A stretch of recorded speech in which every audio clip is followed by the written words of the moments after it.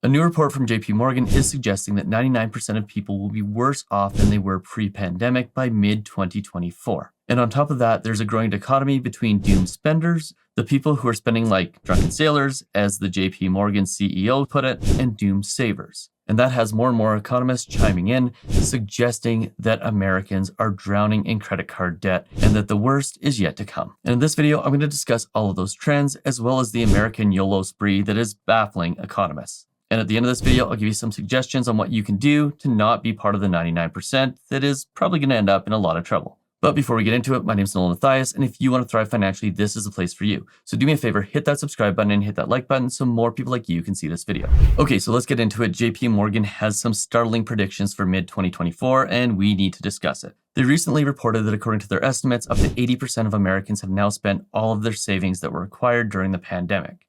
And they predict that by mid-2024, thanks to inflation, nearly everybody but the top 1% are going to be pretty much out of money, which is a pretty damn scary prediction. And Bank of America has echoed this sentiment, suggesting that elder millennials, like me, those born in the early 80s, have now had to suffer through both the pandemic and the Great Recession, and are now being exposed to higher costs pretty much across the board due to persistent inflation. And this is creating significant challenges, especially for those who want to buy a home, save for retirement, or who are simply just trying to live within their means. Because with higher inflation and higher costs, an average income doesn't go as far as it once did. But it's not just elder millennials that are suffering. In fact, pretty much everybody across the board is suffering. Just take a look at this chart from JP Morgan. It pretty much suggests that thanks to inflation, everybody but the top 1% is going to have inflation-adjusted assets that are less than what they were in 2019.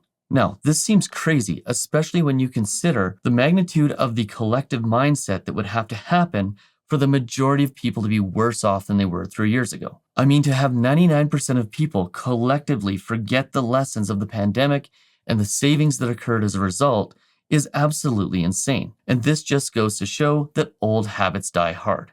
But that doesn't mean you have to be one of the 99% of doom spenders that finds themselves in a situation where their assets are depleted to pre-pandemic levels. No, you still have a chance to get ahead of 99% of people, and it all comes down to your mindset. And I'll discuss some of the very simple things that you can do at the end of this video, but understand that when it comes to finances, pretty much everything starts with how you think. And the same thinking that got you to where you are today will not get you to where you want to be in the future. So when you hear things like 99% of people are going to be in trouble by mid-2024, you have a decision to make. And it is, are you going to be one of the people that is also in trouble? And I certainly hope that if you're watching this channel that is about money and mindset, you are not going to find yourself in that position. But I digress, let's move on. Because Jamie Dimon, the CEO of JP Morgan, is not the only one that is sounding the alarm about American spending habits. Yes, other economists are now jumping on that train and agreeing with the fact that American credit spending is a serious problem. And in addition to that, people like Elon Musk and Michael Burry are also joining the group of people that are suggesting that Americans are in trouble financially.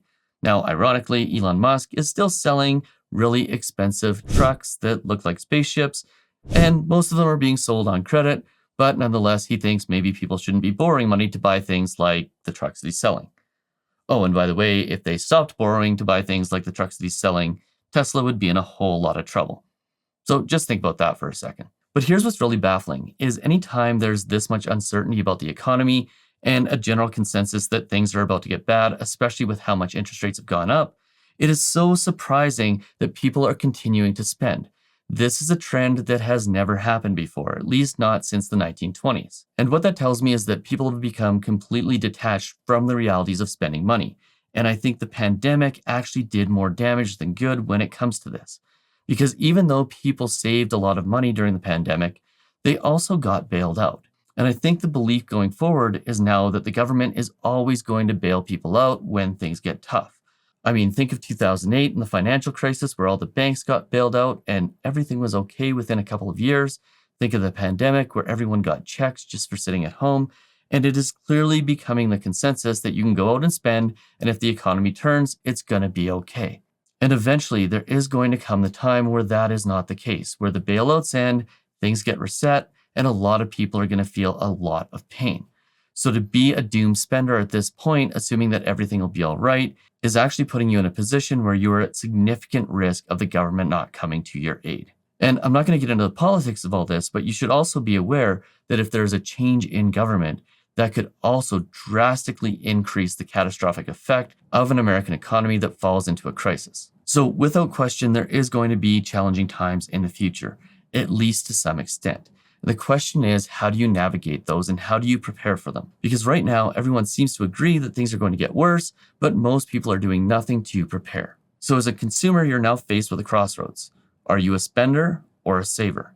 If you're a spender, especially one who is buying things on credit, you're putting yourself at greater risk of a financial catastrophe. And it's not just enough to be a doomed saver either. You also need to be a saver that is investing and trying to grow your assets at the same time. Because simply saving money isn't enough. You need to make sure it's growing when inflation is high. So what can you do? The first thing is start budgeting and expense tracking. Now, I'm not a big believer in budgets, but if you're a numbers person and you like spreadsheets, go ahead and do that. If you aren't, at the bare minimum, what you should be doing is tracking your net worth and regularly doing financial resets where you look at your last month's spending and then cut out any excess expenses that you may not realize are there and do your best to spend less. If you don't have a significant amount of assets, you need to have an emergency fund. By the way, I'm of the belief that if you do have a significant amount of assets, let's say $50,000 or $100,000 somewhere invested, you probably don't need an emergency fund. But if you don't have that, you definitely need to start putting money aside for a rainy day. And it's never been more important to invest wisely. Make sure you have a diversified portfolio so that if the stock market crashes, you aren't going to lose a significant amount of your net worth. I definitely love the Ray Dalio all-weather portfolio, and at the end of the video, I'll link to another video that explains exactly how to set it up. And before you start investing, if you have any sort of debt, you should definitely be doing everything you can to reduce it. And while things are still good, if you have high interest rate credit card debt, it might be a good time to start looking at consolidating it into lower interest rate loans. And last but not least, I truly believe that everyone should be focusing on how to increase their income. I'll link to a video right here that talks about exactly how to do that. But at the very least, you should be doing everything you can to get a raise, earn more money. And if that means starting a side hustle and doing something that you love in order to put a little bit of extra money in your jeans, you should definitely be doing that. But most importantly, make sure that you're staying informed. Make sure that you are doing everything you can to improve. Follow accounts on Instagram and YouTube like this one that inspire you to have a positive mindset. And make sure you watch this video right here on how to earn more money quickly.